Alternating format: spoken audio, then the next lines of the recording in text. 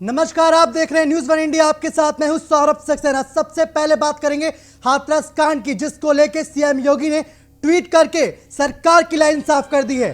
CM योगी ने tweet करके कहा है कि दोषियों का समूल नाश सुनिश्चित है, ऐसा दंड मिलेगा जो भविष्य में उदाहरण बनेगा। सीएम योगी की तरफ से ट्वीट करके कहा गया, माता बहनों की सुरक्षा के लिए सरकार प्रतिबद्ध है।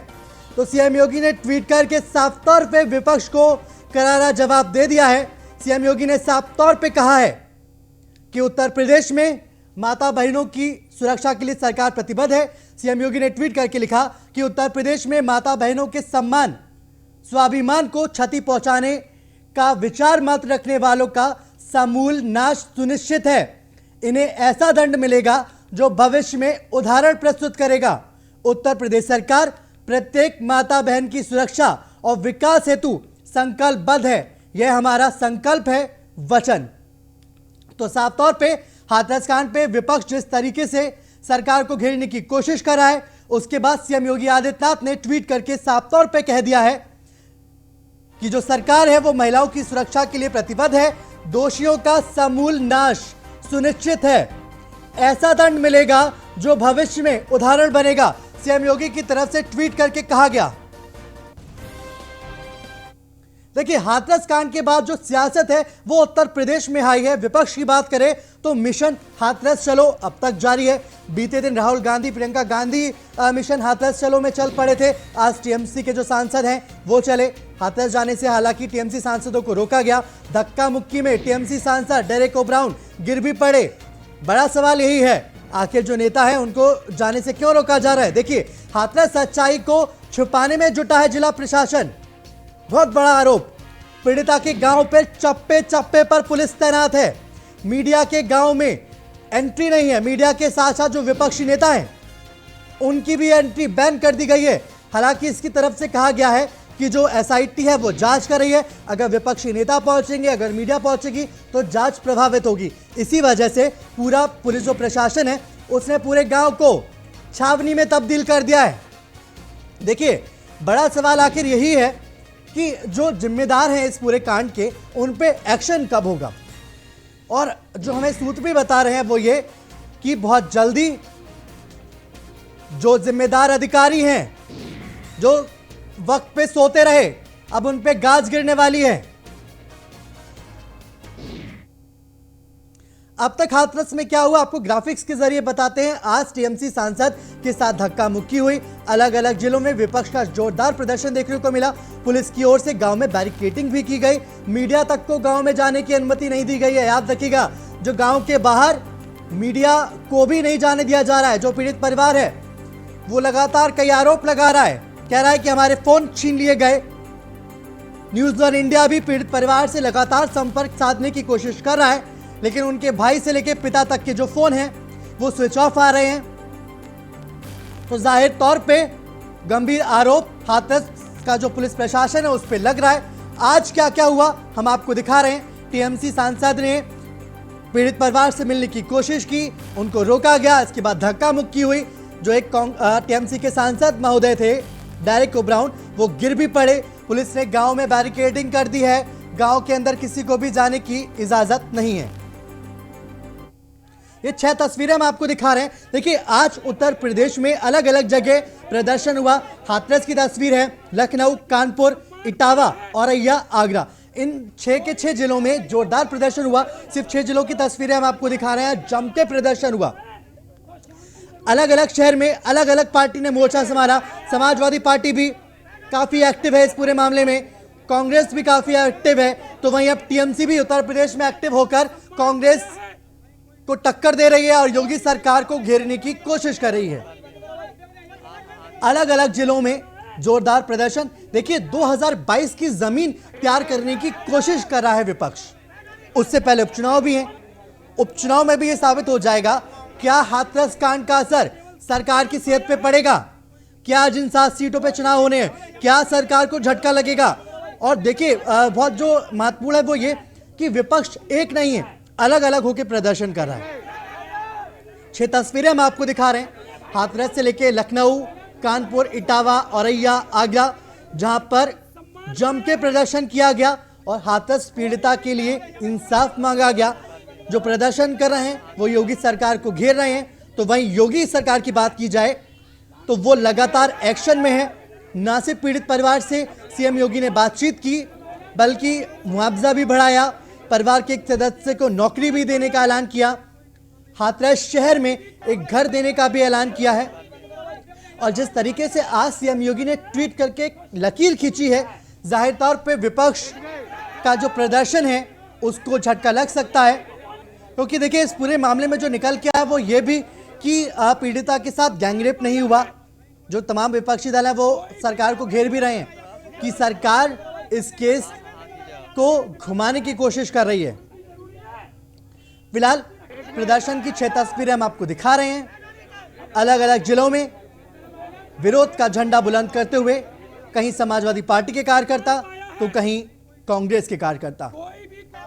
हाथरस कांड के जरिए सरकार को घेरने की कोशिश और नेताओं का मिशन हाथरस चलो जारी है। देखिए इस पूरे अलग अलग प्रोटेस्ट के बाद जब हाथरस पहुंच रहे हैं तो उसके बाद जो उत्तर प्रदेश सरकार में मंत्री है सिद्धार्थ सिंह, उन्होंने भी हमला किया है विपक्ष पे। हाथरस से हमारे संवाददाता शिवम गुप्ता एक बार फिर से हमारे साथ जुड़ चुके हैं। शिवम, क्या स्थिति है इस वक्त हाथरस की, बताइए। शिवम, आवाज आ रही है आपको?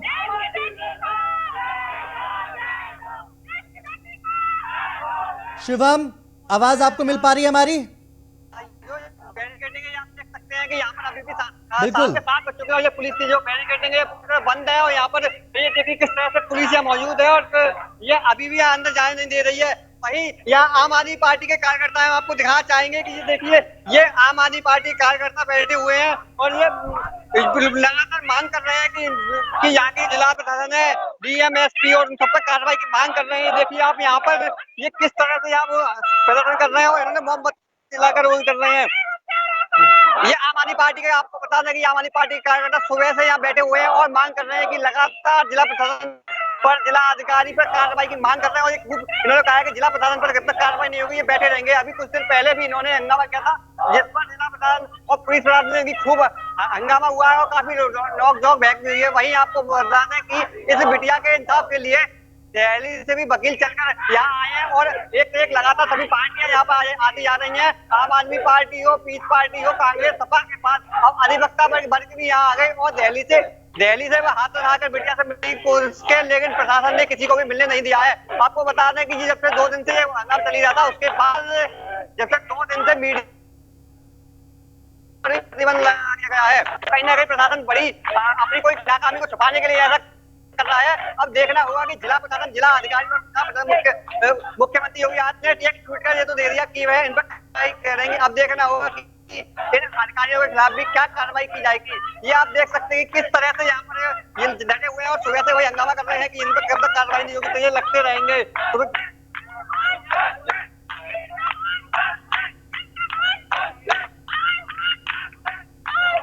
हमारे संवाददाता हाथरस से आपको ये लाइव तस्वीरें दिखा रहे हैं। तस्वीरों में आप देख सकते हैं किस तरीके से दोपहर से लगभग 1 बजे से ये लोग यहाँ आए और जब से लगातार यहीं बैठे हुए हैं। इनका कहना है कि हम यहाँ तक बैठे रहेंगे। वहीं 3 दिन तक लगातार समाजवादी पार्टी ने भी धरना प्रदर्शन किया था और कल भी उन्होंने जेल भरो आंदोलन किया था। तो राजनीतिक पार्टियों की बात करें तो इस हाथरस के मुद्दे से राजनीतिक पार्टियां सबको घेरने की बात कर रही है और जो भाजपा सरकार है उसको घेरने के लिए सारी पार्टियां लगातार अपने अपने तरीके से प्रयास कर रही है कि किसी भी तरह से इस हाथरस के मुद्दे को घेर सकें।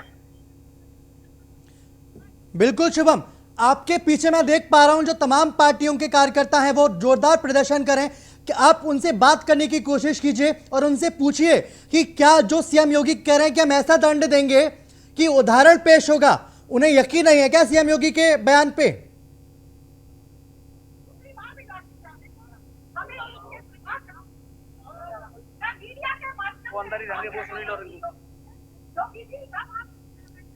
शिवम, आवाज मिल पा रही है आपको?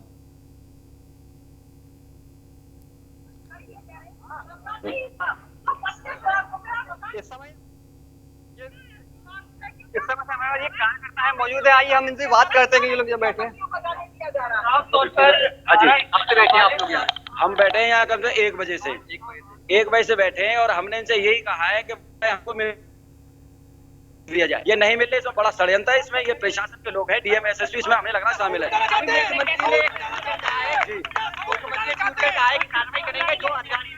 कार्रवाई की जाएगी, किसी को भी छोड़ा नहीं जाएगा। क्यों नहीं कर रहे? इससे ज्यादा बुरा क्या होगा? उस लड़की को जलाया, अपने घर वालों को नहीं जलाने दिया, उसको मुंह नहीं देख दिया। लड़की को कब करेंगे कार्रवाई होगी जी?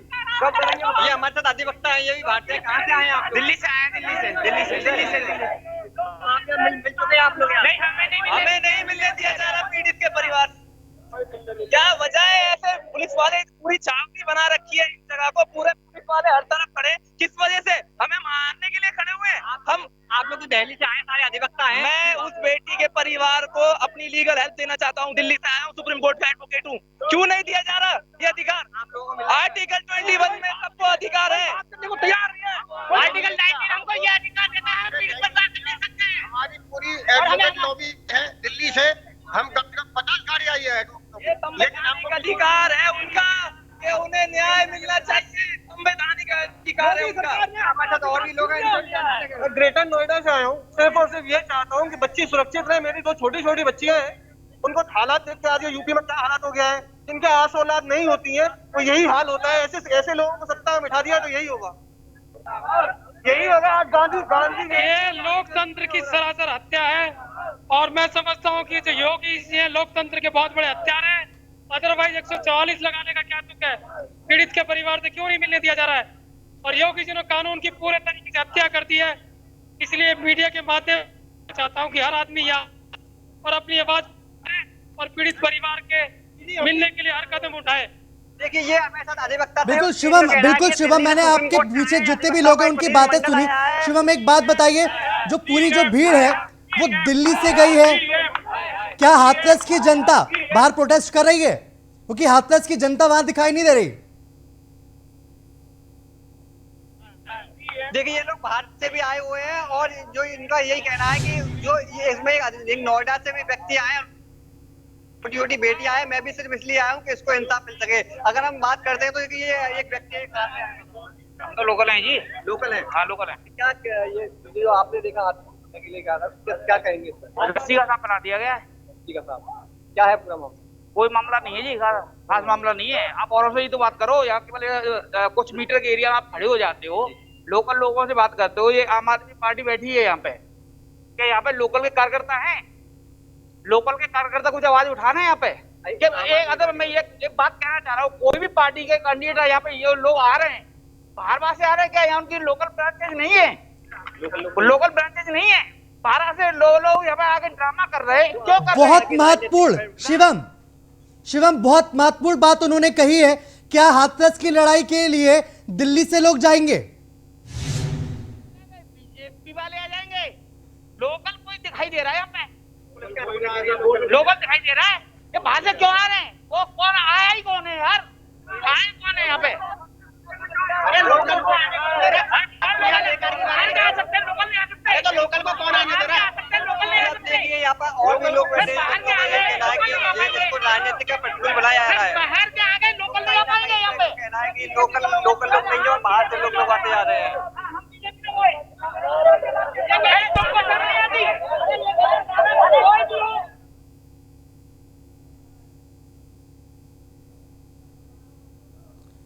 शिवम, देखिए, बहुत महत्वपूर्ण बात उन्होंने भी, जो शख्स है उन्होंने कहा कि जो राजनीतिक दल हैं वो अपनी रोटियां सेकने के लिए, अपनी राजनीति चमकाने के लिए दिल्ली से लोगों को गए। हाथरस की जनता इस प्रदर्शन में, और जो हाथरस के बाहर जो लोग खड़े हैं प्रदर्शनकारी, इसमें कहीं हाथरस की जनता दिखाई नहीं दे रही।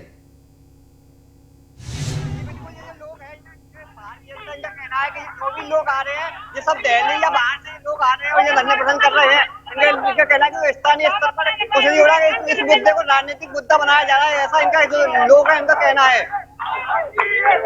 बिल्कुल, जाहिर तौर पे इसे राजनीतिक मुद्दा बनाया जा रहा है। राजनीतिक मुद्दे बनाया जाता है।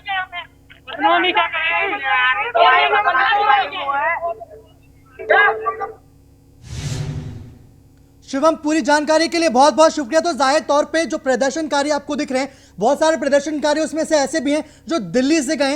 एक जो प्रोटेस्ट में शामिल थे, कुछ लोग थे, उनका भी कहना था कि यहाँ हाथरस की जनता ने। सवाल यही है, क्या राजनीतिक दल अपनी राजनीति चमकाने के लिए, उत्तर प्रदेश में राजनीति चमकाने के लिए दिल्ली से लोगों को ले जा रहे हैं? ब्रेक के बाद स्वागत है आपका। बात होगी उत्तर प्रदेश में कोरोना के कहर की।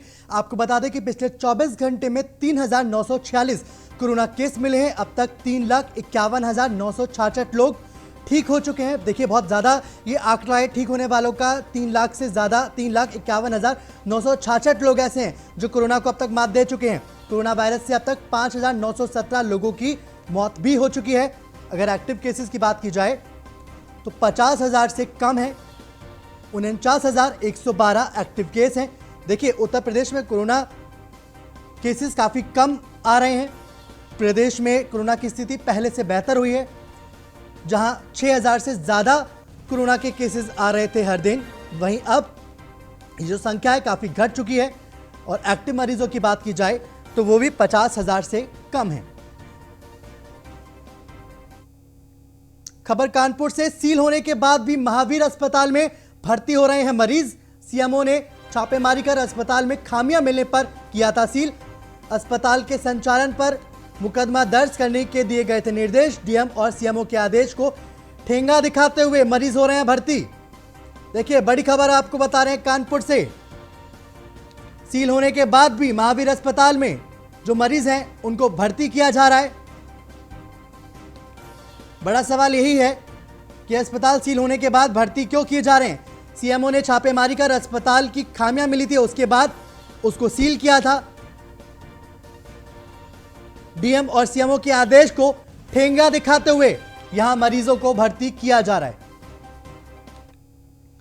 बिकरू कांड से जुड़ी सबसे बड़ी खबर आपको बता दें, कानपुर पुलिस ने कोर्ट में दाखिल कर दी है चार्जशीट में 36 लोगों के नाम शामिल हैं।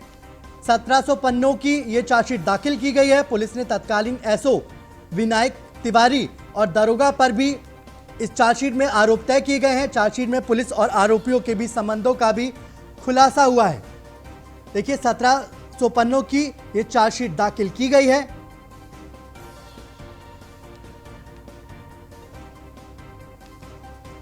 आज चार्जशीट में पुलिस और अपराधियों की भी मिली भगत सामने आई है। साफ तौर पे कानपुर पुलिस ने कोर्ट में जो पूरी चार्जशीट है उसको दाखिल कर दिया है। 36 लोगों के नाम शामिल हैं। 1700 पन्ने की ये चार्जशीट है। देखिए, बिकरू कांड के बाद उत्तर प्रदेश सरकार को घेरने की कोशिश हुई थी। उसके बाद जो आप अपराधी देख पा रहे हैं, विकास दुबे, ये उज्जैन में पकड़े जाते हैं और उसके बाद फिर कानपुर के पास इनका एनकाउंटर हो जाता है।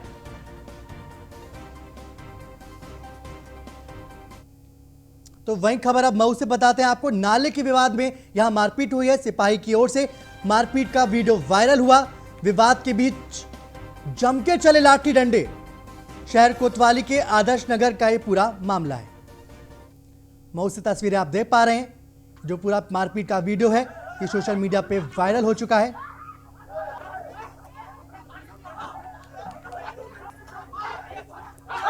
नाले के विवाद में मारपीट हुई, जम के मारपीट हुई और जो वीडियो है ये वायरल हो गया।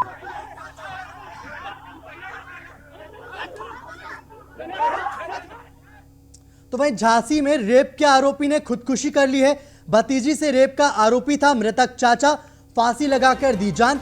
पुलिस ने शव को कब्जे में ले लिया है। झांसी जिले के गुरसराय थाना क्षेत्र का ये पूरा मामला है। भतीजी से रेप का आरोपी था चाचा और उसने खुदकुशी कर ली है। फिलहाल पुलिस ने शव को कब्जे में लेकर पोस्टमार्टम के लिए भेज दिया है और इस पूरे मामले की जांच में जुट गई है।